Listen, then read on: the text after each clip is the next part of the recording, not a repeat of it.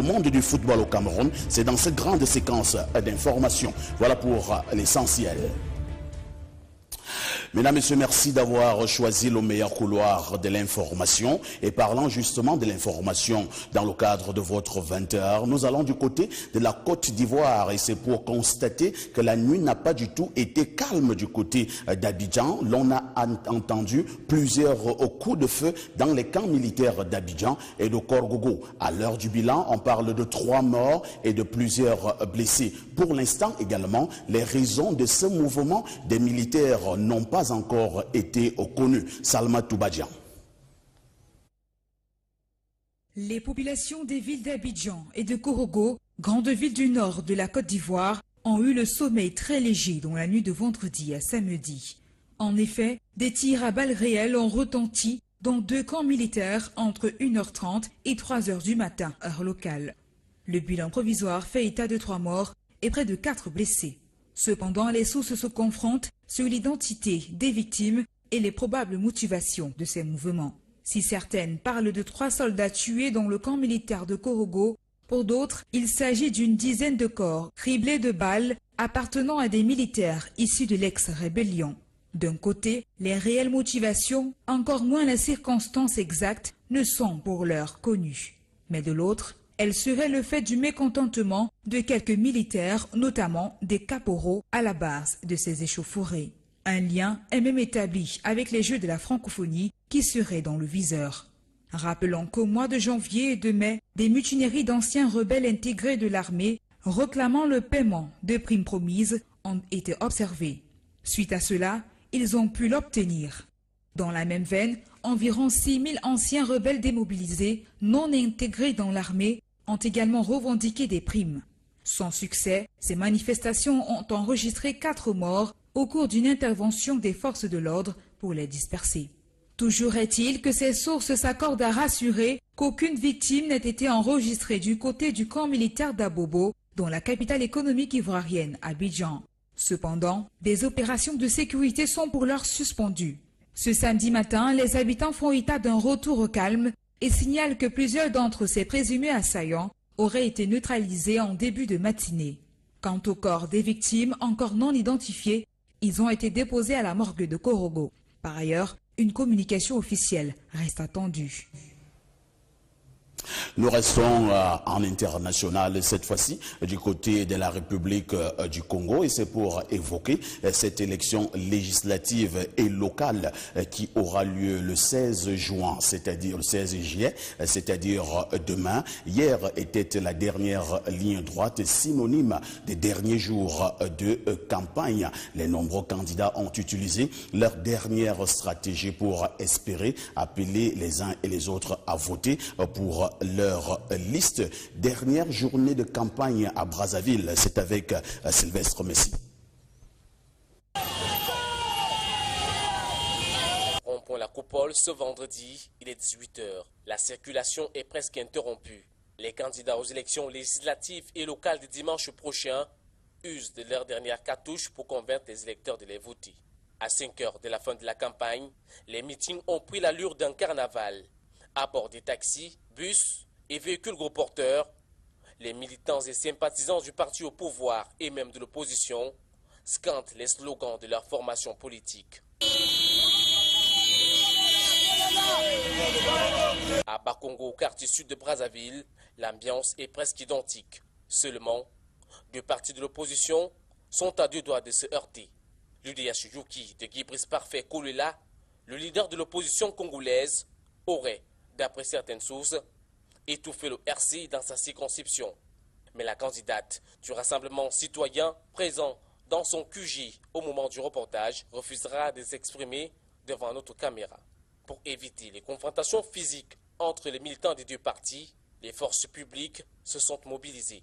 Rappelons qu'une partie de l'opposition avait déjà opté pour la politique de la chaise vide. En refusant de se présenter au scrutin, elle avait tenté d'inciter les populations à boycotter les élections ce 16 juillet. Mais la Commission nationale électorale indépendante rassure, il y aura bien des élections démocratiques ce 16 juillet. Nous restons donc du côté de la République du Congo et c'est pour dire qu'ils sont environ plus de 2 millions qui sont attendus aux urnes demain pour tenter d'élire 151 députés pour plus de 100 150 conseillers municipaux. Du côté justement de Brazzaville, la Commission nationale électorale indépendante du Congo a été claire. Elle veut une élection libre et transparente, mais surtout sereine. Reportage. Ils sont aujourd'hui 2 221 596 électeurs contre 2 111 346 en mars 2016 lors de l'élection présidentielle qui, quel que soit le temps qui prévaut à se prononcer ce dimanche sur le candidat de leur choix à la fonction de député parmi les 711 prétendants pour les élections législatives qui briguent les 151 sièges de la future Assemblée nationale. C'est donc à ces candidats et aux populations congolaises, dans leur ensemble, que le président de la CNI a appelé à s'abstenir à tout comportement ou à tout agissement qui pourrait enfreindre à la paix et à la sérénité de ces scrutins. Gagner ou perdre, c'est cela, la règle du jeu en matière de compétition électorale. Et tous ceux qui ont fait acte de candidature doivent le comprendre, l'accepter. Ces élections que les Congolais espéraient tous voir se dérouler partout n'auront malheureusement pas lieu dans 8 circonscriptions électorales du département du Poul à cause de l'activisme des miliciens du pasteur rebelle Ntoumi. Des districts de Kinamba, Vinza, Kimba, Mayama Minduli, Kinkala District, Bazandunga et Ngomatiti. Le vote dans ces localités, malheureusement, n'aura pas lieu. Des élections législatives et locales qui se dérouleront au suffrage universel comme les précédentes, à savoir le référendum constitutionnel et l'élection présidentielle. Elles ouvriront la voie à la dernière étape du processus électoral au Congo, celle qui permettra aux conseillers locaux élus d'élire à leur tour les sénateurs. La suite de ce 20h, c'est avec cette forte actualité au sujet des biens mal acquis de certains chefs d'État africains. Je vous livre d'ailleurs ce communiqué signé du cabinet civil de la présidence de la République du Congo. Suite à la campagne médiatique orchestrée à l'échelle internationale contre le président de la République du Congo, Denis Sassou Nguesso et sa famille, dans l'affaire dite des biens mal acquis, le chef de l'État au Congolais rappelle à l'opinion nationale et internationale qu'en 2015, par la voix de son avocat, maître Jean-Marie Viala, il a porté plainte contre la section française de l'ONG américaine Transparency International. Cette plainte déposée auprès du doyen des juges d'instruction de Paris porte sur une tentative d'escroquerie au jugement. Le chef de l'État congolais précise que 1. Les faits constitutifs de sa plainte sont particulièrement graves car il s'agit de falsification de documents par l'ONG Transparency. 2. La production de faux documents par Transparency International rend toute la procédure illégale. Le président de la République du Congo, qui a pleinement confiance en la justice française, est convaincu qu'elle démontrera que Transparency International n'a aucune légitimité pour agir contre lui-même, sa famille et même tout citoyen congolais. Enfin, au regard de ce qui précède, le chef de l'État congolais est certain que cette affaire débouchera sur l'annulation pure et simple de la constitution des partis civils de Transparency, fait à Brazzaville le 14 juillet 2017, cabinet du chef de l'État. Nous restons dans le cadre de cette grande séquence d'informations, cette fois-ci du côté de la République démocratique du Congo, de l'autre côté de la rive, et c'est pour parler de ce grand marché de Kinshasa qui vient de subir tout simplement une forte agression. Une quinzaine de personnes ont mené une attaque au marché central de Kinshasa. C'était hier. Le bilan provisoire fait état de 2 morts, dont un policier et un civil. Ce vendredi 14 juillet 2017 en début d'après-midi. Le grand marché grouillait de monde dans une bonne ambiance et soudain apparaît une quinzaine de jeunes gens qui auront tout simplement pris d'assaut ce marché avec en main des machettes. Cette attaque est la deuxième forfaiture réalisée en pleine journée par ces bandes armées.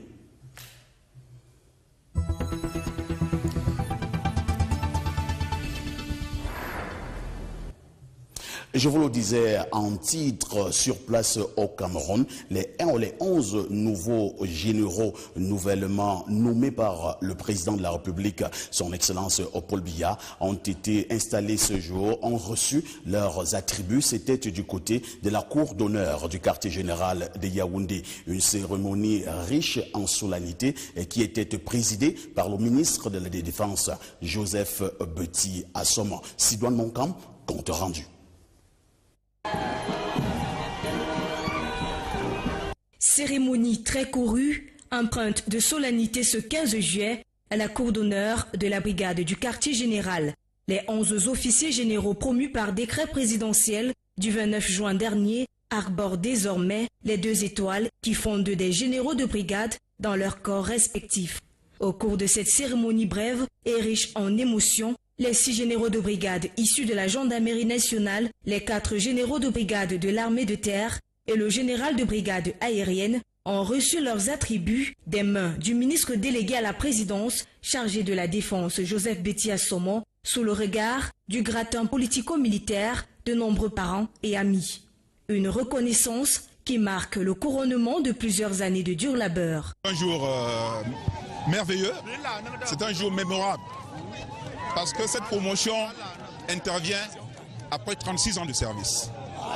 Et la carrière d'un officier en particulier et celle d'un militaire en général n'est pas un long fleuve tranquille. Il a fallu franchir des étapes, les unes parfois aussi difficiles que les autres. Donc c'est merveilleux ce qui est arrivé aujourd'hui. Et je voudrais une fois de plus saisir l'occasion que vous m'offrez pour remercier le Seigneur, rendre grâce au Seigneur, remercier du fond du cœur le chef de l'État, chef des armées. Double sentiment de gratitude et de fierté. Gratitude parce que le Dieu Tout-Puissant a rendu possible cette élévation.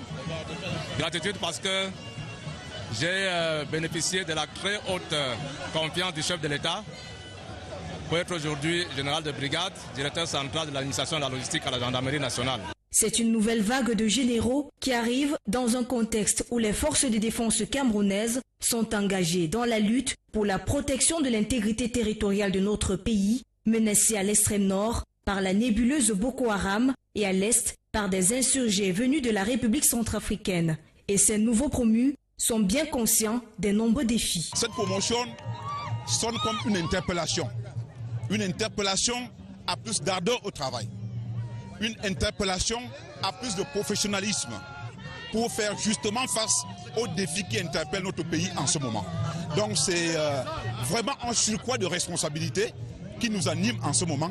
J'estime que si le haut commandement pensait que je peux commander une région militaire interarmée, c'est l'expertise technique déjà que j'ai dans certains domaines et peut-être les capacités à coordonner les forces que nous avons et qui sont en place là-bas. Donc je vais continuer un combat qui est déjà très bien mêlé à notre faveur. Ce sont des hommes pétris d'expérience qui ont désormais à cœur de rejoindre leur poste de commandement respectif pour remplir leur mission dont on connaît l'urgence et l'importance en ce moment.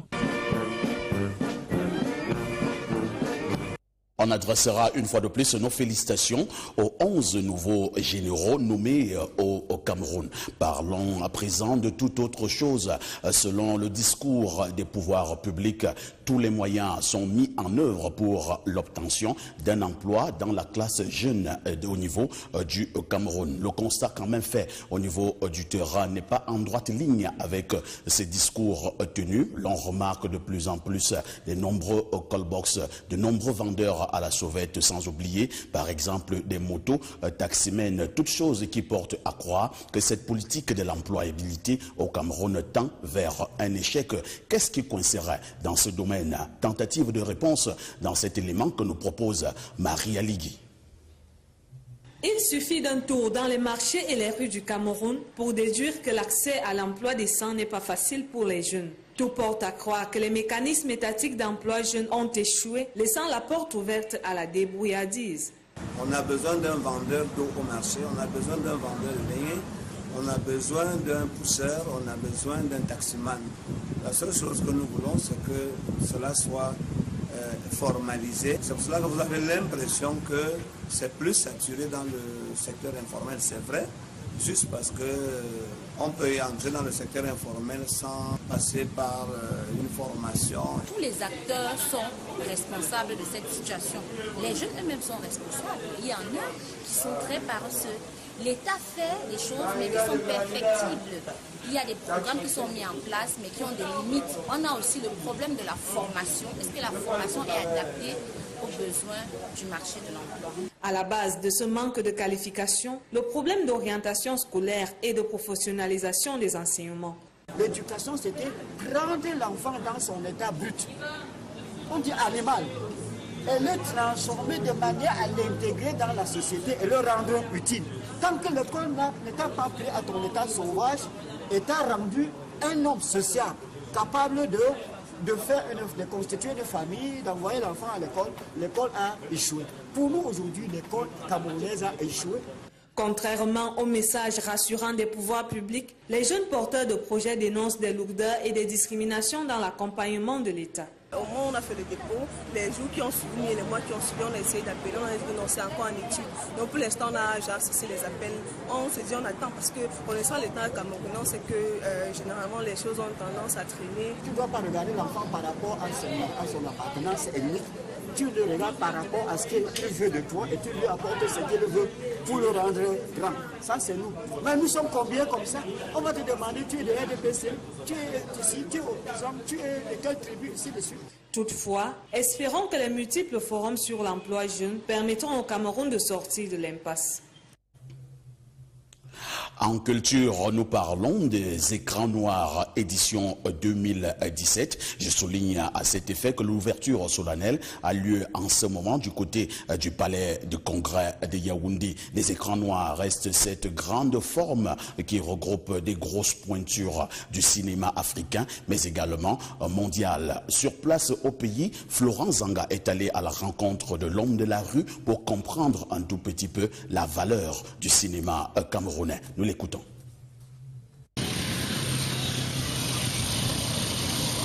La 20e édition des écrans noirs sonne pour le cinéma camerounais comme un air de défi. Après plusieurs décennies, comment se porte-t-il vu des hommes de la culture? Le cinéma camerounais, je ne peux pas dire qu'il a encore de la valeur. La preuve, c'est que chaque fois que les écrans noirs passent, aucun film camerounais ne remporte un prix. Pas de valeur pour le cinéma camerounais selon les acteurs, mais pour le Camerounais lambda, les efforts déjà fournis jusqu'ici sont à saluer, que ce soit sur le plan international ou sur le plan purement culture du terroir. C'est une chaîne de nouvelles à laquelle nos enfants dedans aujourd'hui là mangent plus dans le côté amour. Ce qui n'est pas aussi déjà trop adapté pour les petits enfants. Mais pour le cinéma camerounais, moi je pense que c'est plus bien passé. Ça montre pour la réalité de ce qui se passe dehors. Pour moi c'est une révolution. Ça met actuellement quand même la culture camerounaise en avant. Puisque le cinéma camerounais actuellement, plusieurs films sont vus hors du pays. Cependant, notre cinéma a encore beaucoup de choses à faire valoir sur le plan de la formation. Il faudrait d'abord qu'on arrête l'amalgame, qu'on sache qui fait quoi dans le cinéma camerounais, afin de pouvoir un jour espérer écrire, parce qu'il y a aussi qu'on n'a pas de bons scénaristes, afin de pouvoir espérer écrire un bon film qui peut rivaliser véritablement ceux qui viennent d'ailleurs. Le second souci serait le manque d'implication des pouvoirs publics. Il faut une mainmise du gouvernement pour le cinéma camerounais, pour s'atteindre quand même le niveau des cinémas ivoiriens, nigériens qui est actuellement vu dans tout le monde. Depuis 1997, les écrans noirs se positionnent comme une véritable plateforme du cinéma africain et notamment en Afrique centrale. Le Cameroun, lui, reste à la traîne. Généralement, il est subventionné. Mais ici, chez nous, c'est la débrouillardise. Donc, ce qui fait que nous n'avons pas véritablement les moyens pour rivaliser les films qui viennent d'ailleurs. La culture et le cinéma camerounais, à travers ces écrans noirs qui s'ouvrent à peine, représentent pour tout le peuple camerounais une source d'espoir.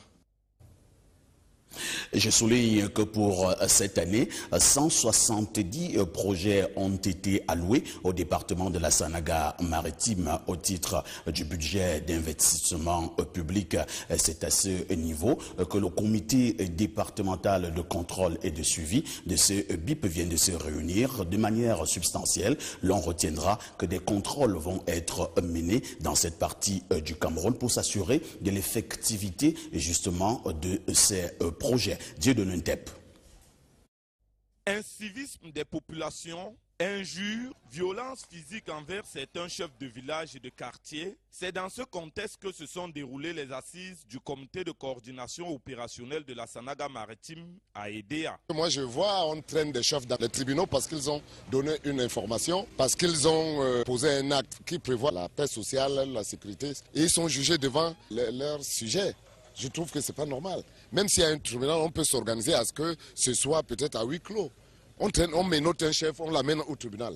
Ça, on ne peut pas comprendre. Le chef n'a toujours pas la tâche facile dans son quartier parce que les populations sont quelquefois rebelles. Quand on est dans le cadre, par exemple, de l'assainissement de quartier en propriété, il suffit d'interpeller certaines personnes qui peuvent le faire ou qui peuvent refuser de le faire. On n'a aucun moyen de pression en tant que tel. Il y en a qui cultivent carrément les champs au beau milieu de la route. Dans l'optique d'apporter des réponses à ces problèmes, le préfet de la Sanaga maritime est monté au créneau pour rappeler les enjeux de ce CCO. Et nous allons également prendre les mesures pour permettre notamment que les vacances scolaires se passent sans problème, que la rentrée également se prépare, qu'au niveau de la circulation routière, on puisse éviter les excès de vitesse, les surcharges. Sur un plan plus général, veiller à ce que les populations vaquent à leurs occupations de manière paisible. Ce comité de coordination opérationnelle qui a duré 2 jours s'est tenu dans un contexte. Le nouveau sous-préfet de l'arrondissement de Barré-Bakem, nous sommes là, du côté du Mungo, vient d'effectuer sa toute première visite de tournée, sa toute première tournée de prise de contact dans son unité administrative. Il a été question pour Germaine Wanja Chakunti de toucher du doigt au niveau des entreprises publiques, parapubliques, mais également privées, avec pour objectif s'imprégner du climat qui y règne. Mélanie Bibanga.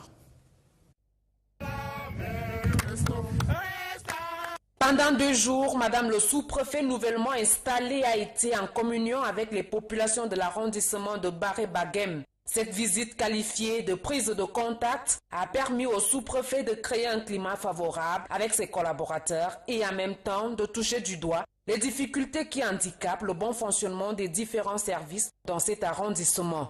Du public au parapublic en passant par le privé, les difficultés ont été énumérées. Ceci grâce aux échanges entrepris entre le chef de terre et le personnel de ces structures. Prêtant à chaque fois une oreille attentive aux doléances faites, Germaine Chakunte a dit prendre note et rassure en même temps ses populations sur les dispositions qui seront prises afin de stabiliser les zones de turbulence. Le constat général est satisfaisant au regard de l'engouement, au regard des présentations des différents services et de l'efficacité escomptée. Même s'il y a toutefois quelques préoccupations qui sont pour la plupart d'ordre infrastructurel, cette unité étant une jeune unité, on peut comprendre. Toutefois, nous allons continuer de porter cette doléance au gouvernement en espérant dans les tout prochains jours et progressivement la résolution de ces différents problèmes. Au terme de ces 2 jours de visite, le sous-préfet a exhorté ses collaborateurs à œuvrer pour le bien-être des populations de Barré-Bakem. Ces populations qui voient en cette dame la renaissance d'un espoir longtemps perdu.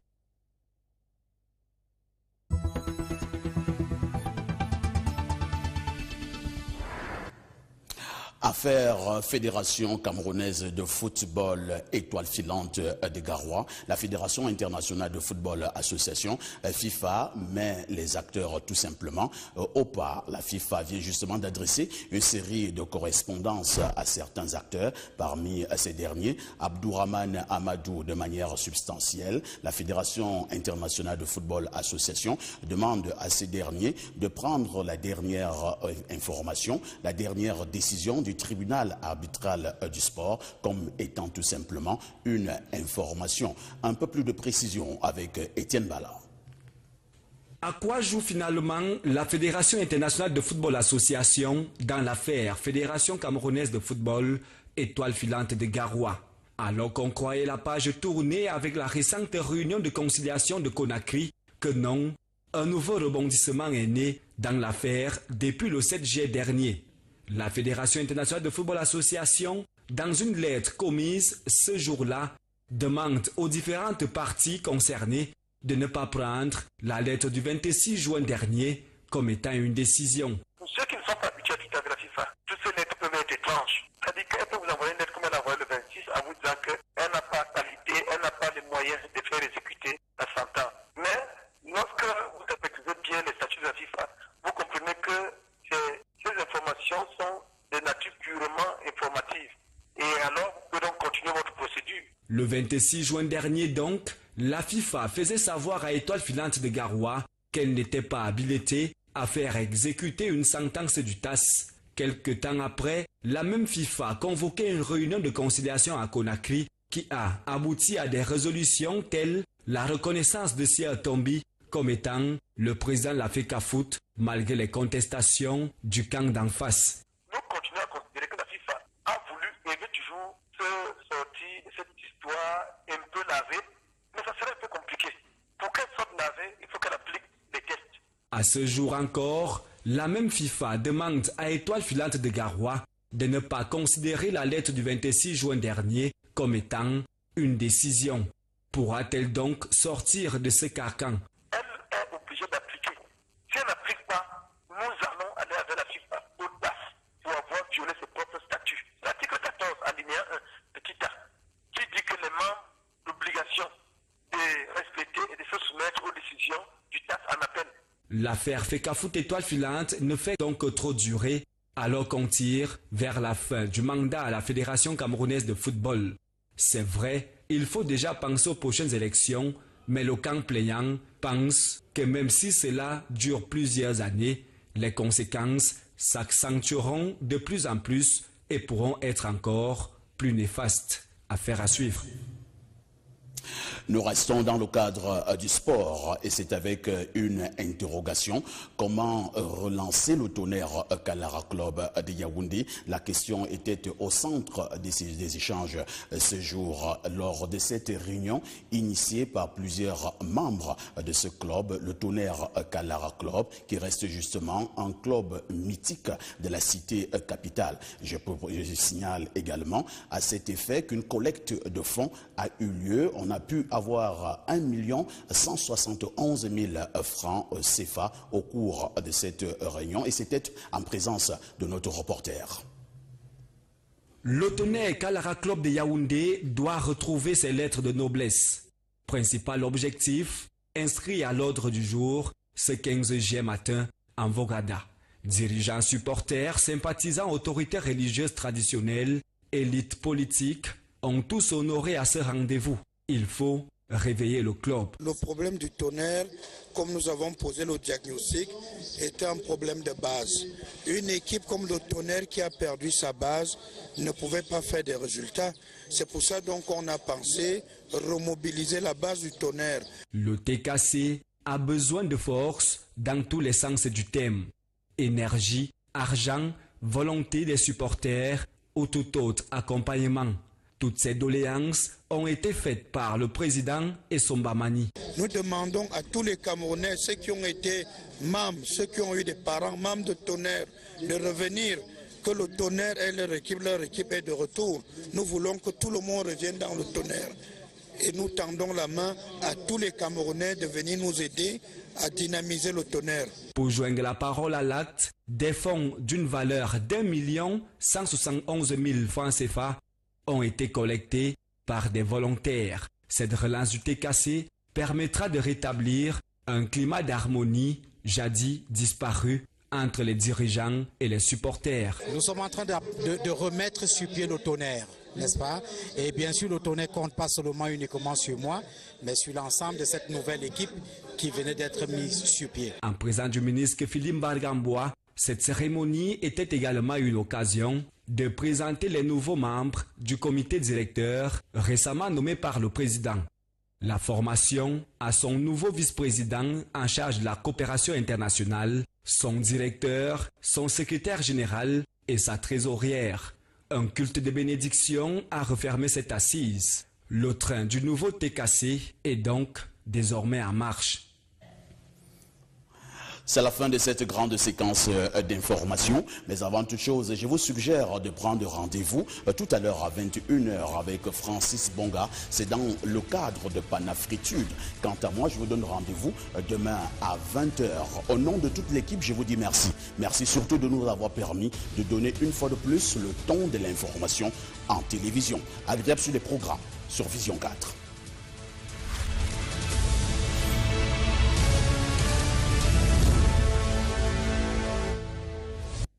Aucune légitimité pour agir contre lui-même, sa famille et même tout citoyen congolais. Enfin, au regard de ce qui précède, le chef de l'État congolais est certain que cette affaire débouchera sur l'annulation pure et simple de la constitution des partis civils de Transparency, fait à Brazzaville le 14 juillet 2017, cabinet du chef de l'État. Nous restons dans le cadre de cette grande séquence d'informations, cette fois-ci du côté de la République démocratique du Congo, de l'autre côté de la rive, et c'est pour parler de ce grand marché de Kinshasa qui vient de subir tout simplement une forte agression. Une quinzaine de personnes ont mené une attaque au marché central de Kinshasa. C'était hier. Le bilan provisoire fait état de 2 morts, dont un policier et un civil. Ce vendredi 14 juillet 2017, en début d'après-midi, le grand marché grouillait de monde dans une bonne ambiance et soudain apparaît une quinzaine de jeunes gens qui auront tout simplement pris d'assaut ce marché avec en main des machettes. Cette attaque est la 2e forfaiture réalisée en pleine journée par ces bandes armées.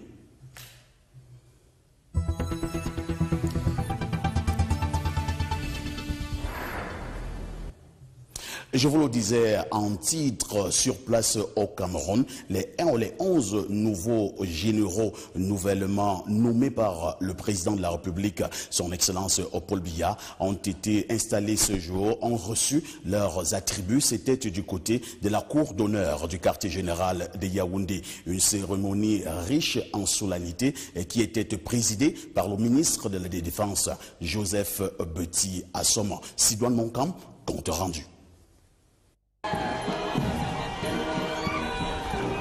Cérémonie très courue, empreinte de solennité ce 15 juillet à la cour d'honneur de la brigade du quartier général. Les 11 officiers généraux promus par décret présidentiel. Physique entre les militants des 2 partis, les forces publiques se sont mobilisées. Rappelons qu'une partie de l'opposition avait déjà opté pour la politique de la chaise vide. En refusant de se présenter au scrutin, elle avait tenté d'inciter les populations à boycotter les élections ce 16 juillet. Mais la Commission nationale électorale indépendante rassure, il y aura bien des élections démocratiques ce 16 juillet. Nous restons donc du côté de la République du Congo et c'est pour dire qu'ils sont environ plus de 2 millions qui sont attendus aux urnes demain pour tenter d'élire 151 députés pour plus de 100 150 conseillers municipaux. Du côté justement de Brazzaville, la Commission nationale électorale indépendante du Congo a été claire. Elle veut une élection libre et transparente mais surtout sereine. Reportage. Ils sont aujourd'hui 2 221 596 électeurs contre 2 111 346 en mars 2016 lors de l'élection présidentielle qui, quel que soit le temps qui prévaut à se prononcer ce dimanche sur le candidat de leur choix à la fonction de député parmi les 711 prétendants pour les élections législatives qui briguent les 151 sièges de la future Assemblée nationale.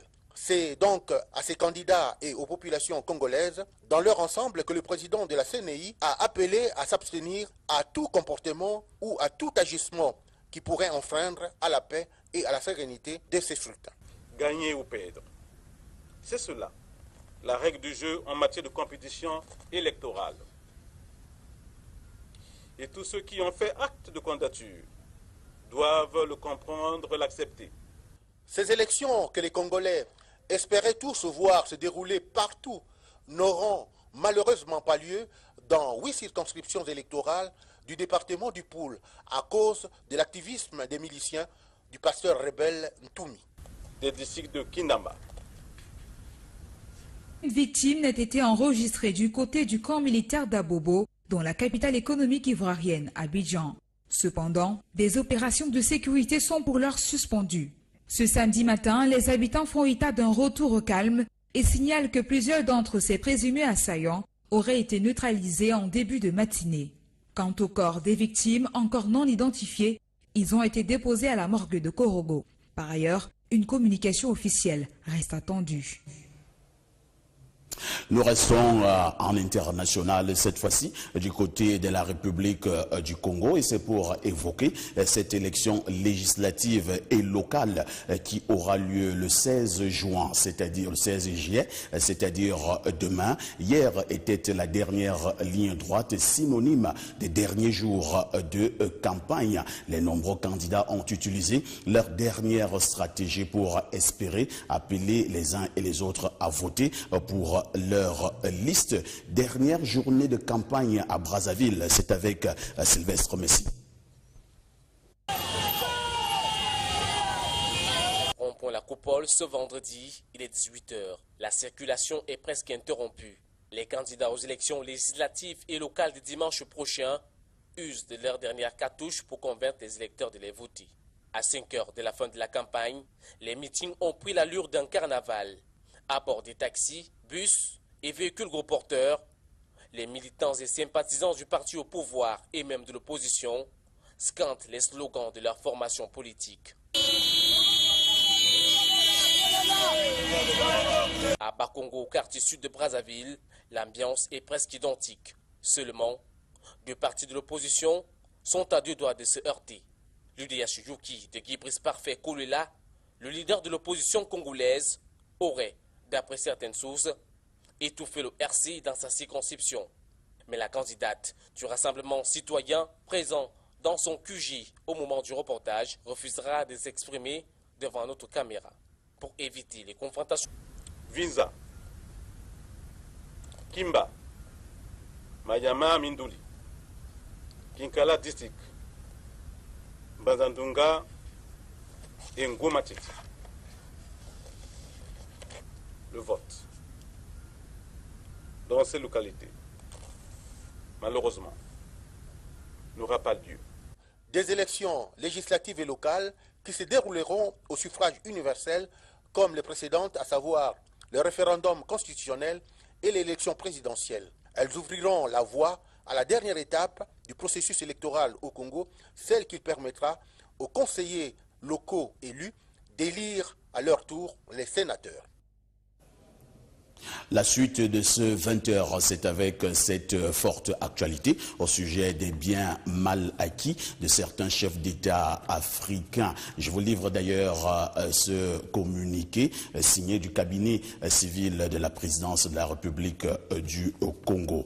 Suite à la campagne médiatique orchestrée à l'échelle internationale contre le président de la République du Congo, Denis Sassou Nguesso et sa famille, dans l'affaire dite des biens mal acquis, Le chef de l'État congolais rappelle à l'opinion nationale et internationale qu'en 2015, par la voix de son avocat, maître Jean-Marie Viala, il a porté plainte contre la section française de l'ONG américaine Transparency International. Cette plainte déposée auprès du doyen des juges d'instruction de Paris porte sur une tentative d'escroquerie au jugement. Le chef de l'État congolais précise que 1. Les faits constitutifs de sa plainte sont particulièrement graves car il s'agit de falsification de documents par l'ONG Transparency. 2. La production de faux documents par Transparency International rend toute la procédure illégale. Le président de la République du Congo,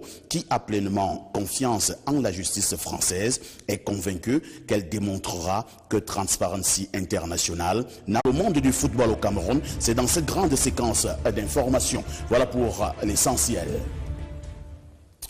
Mesdames, Messieurs, merci d'avoir choisi le meilleur couloir de l'information. Et parlant justement de l'information dans le cadre de votre 20h, nous allons du côté de la Côte d'Ivoire. Et c'est pour constater que la nuit n'a pas du tout été calme du côté d'Abidjan. L'on a entendu plusieurs coups de feu dans les camps militaires d'Abidjan et de Korgogo. À l'heure du bilan, on parle de 3 morts et de plusieurs blessés. Pour l'instant également, les raisons de ce mouvement des militaires n'ont pas encore été connues. Salma Toubadjian.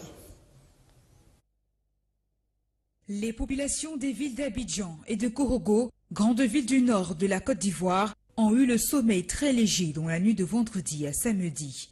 En effet, des tirs à balles réelles ont retenti dans 2 camps militaires entre 1h30 et 3h du matin, heure locale. Le bilan provisoire fait état de 3 morts et près de 4 blessés.